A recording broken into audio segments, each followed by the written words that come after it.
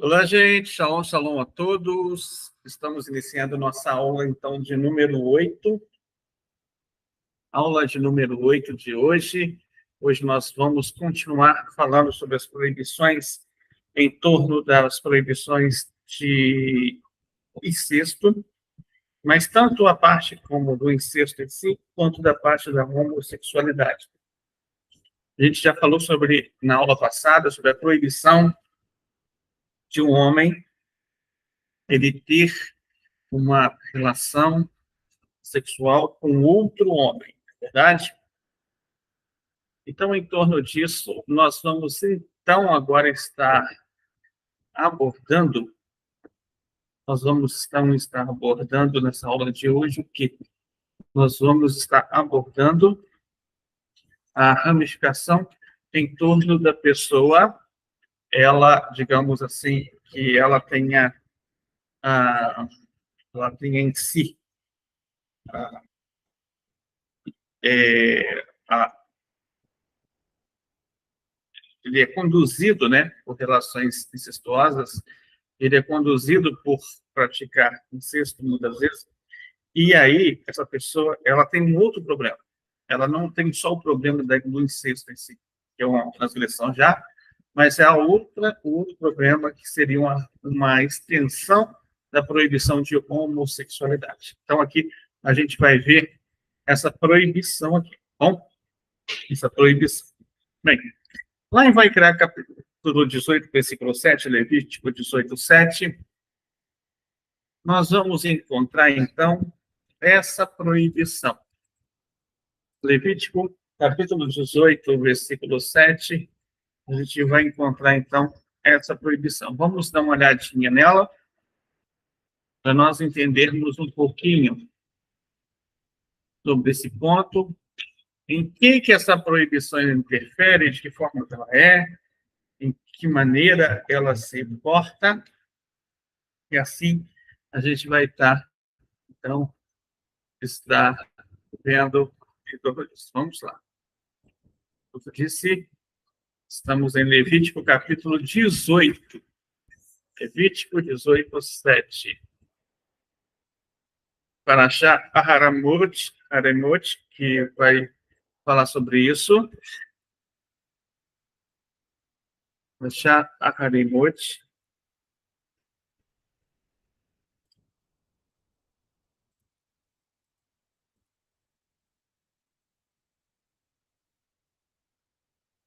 Então, a gente vai ver esse ponto aqui, tá bom? Bem, vamos lá, então. Vamos ver aqui como que isso se aplica, de que maneira isso se aplica, essa proibição. Primeiro a gente vai ver o que o texto ele diz em si, o que os comentaristas eles falam sobre esse texto em si. Bom?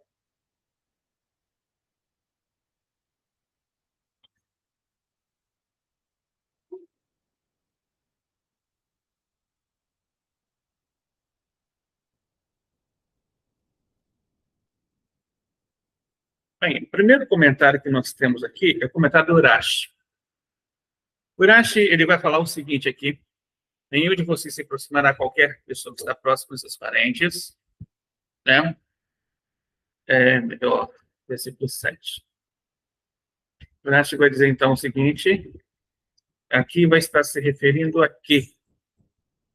Aqui vai estar se referindo a quê? Aqui está se referindo à relação sexual com a esposa de um pai. Não importa se ela é sua própria mãe ou sua madrasta, ou talvez não seja assim, mas deve ser interpretado literalmente como sodomia. As escrituras, no entanto, usam a expressão aqui, que é dito mais tarde, lá em Levítico 20, 11, e o homem que se deita com a esposa de seu pai e descobriu a nudez do seu pai. Agora, qual o significado? Refere-se à esposa do pai, assim como aqui também se refere à esposa do pai. De acordo com o Tratado de Sanhedrin 54a. Pretende-se incluir aqui a proibição do casamento então, com a própria mãe, de acordo com Urashi, embora ela não seja a esposa do pai. Ou seja, embora que a mãe não esteja mais com o pai, tenha se divorciado. Então, essa é a interpretação do Urashi. Tá? Vamos ver também outros outros comentaristas. Vamos ver o que o Ibn Ezra ele diz sobre isso. O Ibn Ezra diz, olha, a nudez de teu pai, a escritura começa com o pai que precede o filho. Então, as escrituras afirmam qualquer pessoa que esteja intimamente relacionada com seu pai ou mãe é proibida. Observe que a nudez da mãe, que é mencionada primeiro, segue-se a nudez da mulher do pai, que não é a mãe. Depois vem a irmã, que é a filha do pai ou a filha da mãe. Então, a opinião do Ibn Ezra é o seguinte: olha, aqui é a proibição de qualquer pai e filhas, o pai e filhos terem qualquer relação. Então, se aplicaria tanto ao homem quanto à mulher. Essa é a opinião do Ibn Ezra sobre esse ponto. Então, vamos continuar mais um pouquinho. E aí a gente vai ver a opinião do Narmânides sobre isso. O Narmânides vai dizer o seguinte: a nudez de teu pai e a nudez de tua mãe não descobrirás. Horácio comentou, a nudez de teu pai refere-se à esposa de seu pai. A nudez de sua mãe, isto pretende incluir a própria mãe, embora ela não seja a esposa do pai. A nudez da esposa do teu pai não descobrirás. Isto pretende incluir esta proibição da esposa do pai. Mesmo após a morte do pai, da mesma forma, Urashi explicou: não descobrirás a nudez do teu pai. Isso significa que a revelação da sua nudez não te aproximará de sua esposa. Isto é que realmente verdade e de acordo com o sentido correto dos versículos. Mas a Gemara, no Tratado de Sanhedrin, os rabinos concluíram, os rabanim aqui, tá?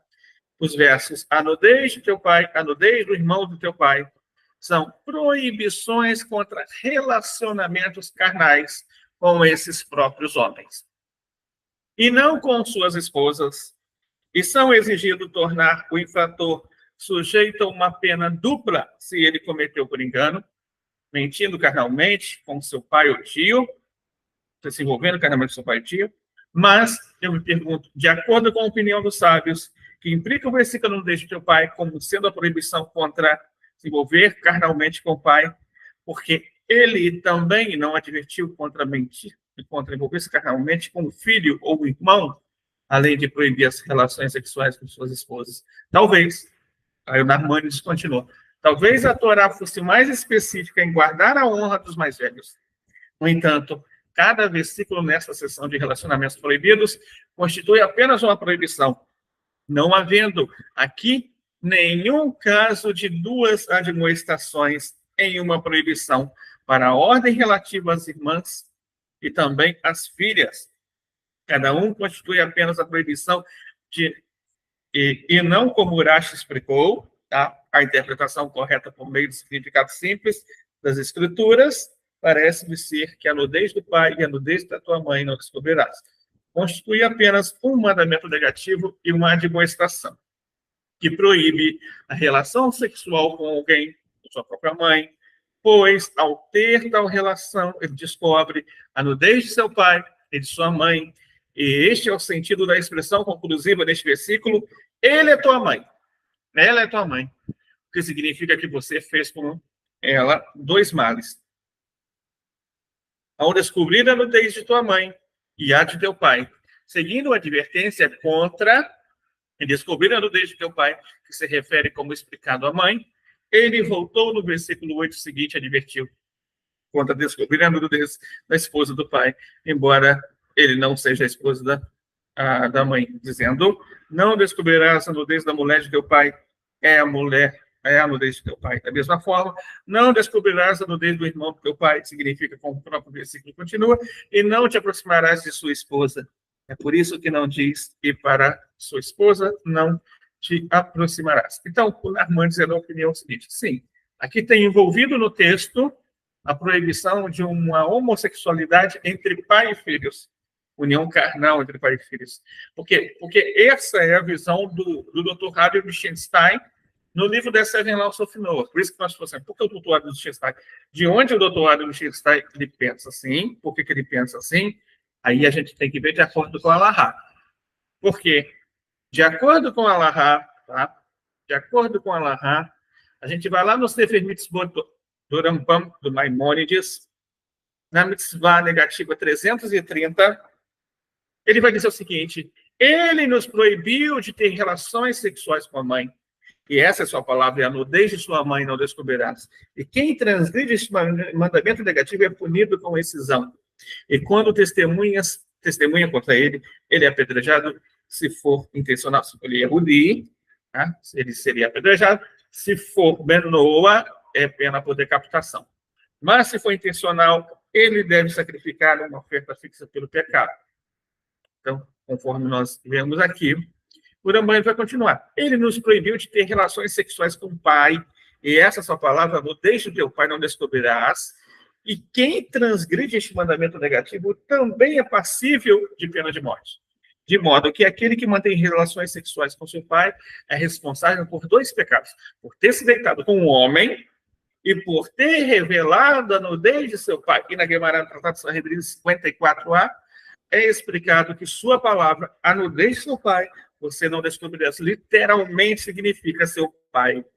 E eles perguntaram lá, ou seja, os sábios perguntaram lá, isto é derivado de não te deitarás com um homem, como quem se deita com uma mulher, Levítico 18, 22, e eles, os sábios, responderam, para torná-lo responsável por 2 pecados.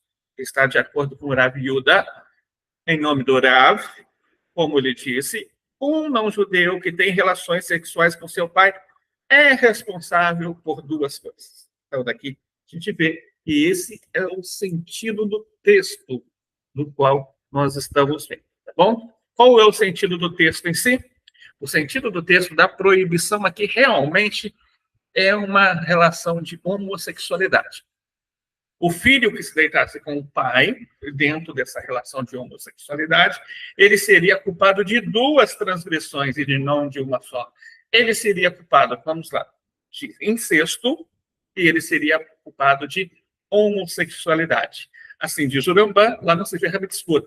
Agora vamos ver o Sefer Hinuri sobre esse ponto. O que o Sefer Hinuri ele vai falar sobre esse ponto? A gente sempre traz um pouquinho do Sefer Hinuri, né? Então, a gente vai estar vendo um pouquinho do Sefer Hinuri nesse ponto também. Bem, o Sefer Hinuri, número 189, vai dizer que um homem não se revele a nudez de seu pai, significando dizer que ele não se deitou com ele, as deitadas de uma mulher, como é afirmado em Levítico 18, 7. A nudez de seu pai você não deve revelar. E este é o aviso da proibição, que sobre aquele que se deita com seu pai, é um acréscimo, um aviso geral de deitar com homens sobre todos os homens. De acordo com o Sefer Hinuri 209, como é declarado, Levítico 18, 22, e com um homem não deitarás as deposições de uma mulher. E assim a Torá oral diz no Tratado de Sanhedrin 54a, a mulher de seu pai você não deve revelar. Seu pai real. E eles perguntaram, ou seja, os sábios perguntaram, isso é extraído de? E com um macho você não deve se deitar a postura. E aquele que respondeu para torná-lo responsável por 2 proibições.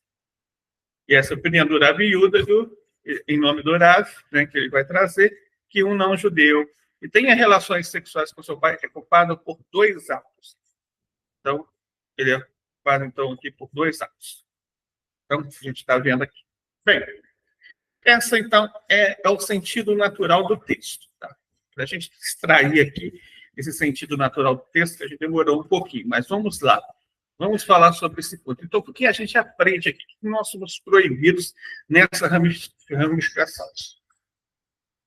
A proibição aqui é de um homem ter relações sexuais com seu pai, como uma aplicação da proibição geral da homossexualidade. Essa transgressão seria punida com pena capital. A pergunta é, por que a Torá ela vai fazer isso? Por que a Torá, que ela já tinha falado na proibição anterior, que não pode se deitar com um homem, esse homem não pode se deitar com outro homem, por que ela adicionou agora o pai? Exatamente porque esse era um hábito dos cananeus e um hábito dos egípcios, exatamente por isso. Por isso eles não podiam. Por isso que a Torá vai cercando, vai fazendo uma cerca, vai cercando espaço para que as pessoas não possam pensar, mas estava se tratando de outro, não está se tratando do pai. Não, estava se tratando do tio, daqui a pouco vai ser a proibição do tio, na próxima aula. A gente vai ver sobre isso. Então, daqui, a Torá ela vai fechando o espaço, porque o ser humano ele podia caçar problemas, seria essa a linguagem. O ser humano ele podia caçar problemas com a sua cabeça. Ele podia caçar problemas, inventar uma história. Então, para não ter o que inventar e toda a relação de homossexualidade ela ser proibida, ela estende mais um ponto. Ela vai estendendo mais um pouquinho, entendeu? Então, esse é o porquê em si que nós encontramos nesse texto. Vamos, então, vamos dar mais uma olhada sobre isso, e a gente vai ver o seguinte, a gente já viu aqui, de acordo com a Lahá, já vimos aqui de acordo com o sentido literal também, sentido dos comentaristas, das explicações, e agora a gente vai aprofundar mais um pouquinho sobre esse tema. Vamos falar um pouquinho agora sobre esse texto. De acordo com as obras de literatura judaicas, as 19 cartas, ela vai falar um pouquinho sobre esse ponto e vai dizer o seguinte: estatutos arbitrários ou aparentemente inexplicáveis, a mesma consideração atenciosa, está lá em 19 cartas, capítulo 11, tá? Demora ao homem, mostra também a todo o seu inferior, para a terra que sustenta e sustenta tudo, ao mundo dos animais e das plantas, ao seu próprio corpo, às suas próprias faculdades mentais, ao seu ego. Aquilo que é acima de tudo seu é a mesma justiça que você deve aos outros seres humanos. O que, no caso dos mishpatim, resulta do conceito da personalidade idêntica, flui aqui a noção fundamental de subordinação igual a Deus, que defende tudo que é inferior em ordem e sujeito a você contra seus caprichos e ebulições da vontade não regulamentada. Os seus deveres para com a humanidade são mais inteligíveis para você simplesmente porque você só precisa pensar em si mesmo, nos seus próprios pontos de vista e sentimentos, a fim de reconhecer e simpatizar com as demandas e necessidades de seus semelhantes. Se você pudesse se colocar tão completamente no lugar dos outros seres, se você pudesse compreender as condições da união e da atividade combinada do seu próprio corpo e alma, você acharia tão fácil compreender o que, enquanto Mishpatim, eles pedem que você considere todos os seres como posse de Deus. Então, aqui está. Olha só, por quê? Por que a gente cita esse texto das 19 cartas? Porque é muito importante as pessoas entenderem. É muito importante que as pessoas estejam compreendendo, porque é um questionamento moderno que se pergunta, por acaso, a gente vai chamar de religião, né? Porque é isso que as pessoas falam. Por acaso, a religião ela pode legislar sobre vida privada? É o que as pessoas fazem, né? Geralmente elas inventam essa desculpa. Será que a religião ela pode legislar sobre vida privada? Será que a Torá ela pode legislar sobre vida privada? A nossa resposta, de acordo com as 19 cartas, é sim. A Torá ela pode legislar sobre vida privada. Por quê? Porque tudo que existe é posse de Deus.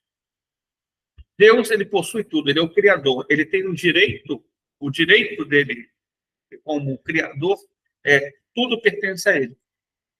E ele pode exigir de suas criaturas, que não pratiquem os atos de homossexualidade. Por quê? Porque ele fez tudo. E já que ele fez tudo, ele fez por um princípio objetivo. E se aquilo não atinge o princípio objetivo designado por Deus, por si só, perde o seu sentido de vida e se torna semelhante aos animais. Isso de acordo com as 19 cartas que nós lemos agora, né? Vamos ver mais um pouquinho sobre esses pontos. Vamos ver agora em outras obras a respeito desses pontos. Bem, lá em Shenel Luhot HaBrit, que é um livro de Mussar, tá? Vai dizer o seguinte, está lá em Shenel Luhot HaBrit, Torá, Shibichatá, Sefer Vaikra, Ner Tzvah, Harimot 6. Vai estar escrito, que os mandamentos que proíbem relações sexuais com o pai, ou seja, não dormir com ele como se dorme com mulher, e o versículo operativo é 18:7, um filho não deve ter relações sexuais com a mãe, a Torá vai dizer, não se deve ter relações sexuais com a esposa do pai, e mesmo que ela não seja a mãe, no versículo operativo. E aí o texto vai continuar. Esses comentaristas descrevem a relação sexual com a mãe como uma perturbação do equilíbrio no domínio da emanação, também conhecida, também perturba o equilíbrio como também conhecido. E esta é a razão pela qual a Torá, no capítulo 18, de Vaikra, versículo 7, escreve 2 vezes seguidas: o único que tem o direito de exercer sua influência de masculinidade no domínio da criação é quem? É o Rei dos Reis, ou seja, Shem, santo bendito seja ele. Qualquer um que usurpasse desse privilégio é culpado de pena de morte. A relação sexual com a esposa do pai resulta na perturbação do domínio da emanação. O parceiro natural da emanação, esta emanação também é chamada de, se alguém mantém relações sexuais com sua irmã, ele prejudica o equilíbrio, a contraparte espiritual do povo e do princípio pelo qual foi ordenado. Então, isso de acordo com o conceito de Mussar, de acordo com o conceito da ética, é o quê? É uma distorção dos atributos divinos. Qualquer tipo de ato de homossexualidade. É o quê? Uma distorção dos princípios pelo qual Deus faz com que a sua emanação, o Ein-Sof, esteja permeando o mundo. A pessoa ela vai lá e distorce isso. E faz da forma dele. O que o ser humano faz quando ele faz isso? Ele está criando um novo princípio que Deus não estabeleceu. Se Deus não estabeleceu esse princípio, se ele criou, e se ele acha no direito de transgredir esses princípios anteriores, estabelecidos por Deus, ele se torna o quê? Ele se acha que é uma própria divindade. Ele se acha que ele se torna uma própria divindade. Então, o ser humano que acaba transgredindo esses princípios, ele acaba também praticando idolatria. Não somente a pessoa que pratica esse ato de homossexualidade, ele está praticando um ato de homossexualidade. Ele também está achando no direito dele criar mandamentos, de ele criar regras, dele criar ordens. Então, esse é o princípio pelo qual, tá, nós sabemos que é totalmente proibido todos esses atos que nós estamos falando aqui agora. Bem, então, para a gente poder finalizar essa aula de hoje, vamos finalizar essa aula de hoje, o que nós aprendemos aqui? Voltar um pouquinho e ver a conclusão que nós aprendemos. Nós aprendemos que um homem não deve ter relações sexuais com seu pai, como aplicação da proibição geral da homossexualidade, essa transgressão seria punida com pena capital. Aprendemos que essa fonte, ela vem de onde? Essa fonte, ela vem do Dr. Ariel Lichtenstein, no livro The Seven Laws of Noah, ou seja, o livro As Sete Leis dos Filhos de Noé, escrito em 1981. E onde o Dr. Ariel Lichtenstein se baseou? No Sefer HaMitzvot do Rambam. Então, daqui a gente aprende que é mais uma extensão dessa proibição. Tá, vamos lá. Legal. Então, a gente já aprendeu esse conceito. A gente vai estar abrindo para perguntas. Se você tiver alguma pergunta, pode digitar aí no YouTube. A gente vai estar respondendo.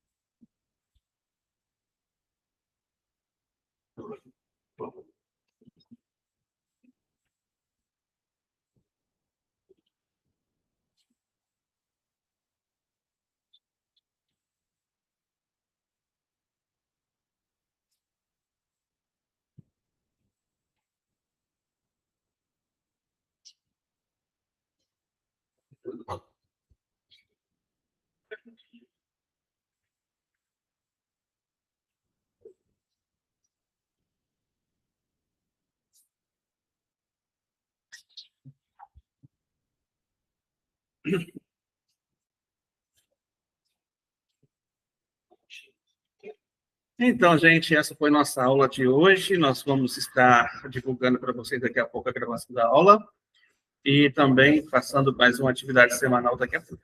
Tudo bem? Que a Shem possa dar muitas bênçãos a todos. Ótima noite. Shalom, shalom.